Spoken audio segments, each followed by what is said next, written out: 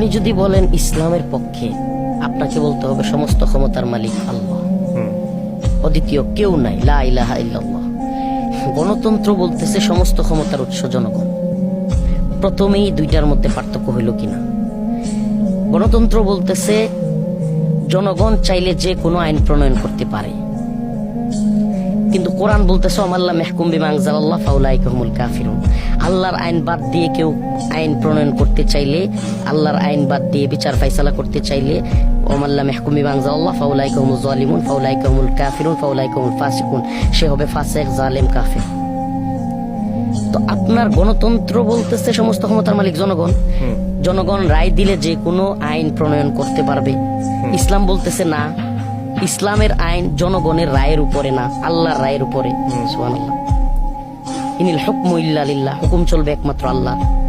কিন্তু বাস্তবতা কি? গণতান্ত্রিক রাষ্ট্রগুলোতে চাইলেই মদের লাইসেন্স দেওয়া যাচ্ছে, সুদের লাইসেন্স দেওয়া যাচ্ছে, পতিতালয়ের লাইসেন্স দেওয়া হচ্ছে।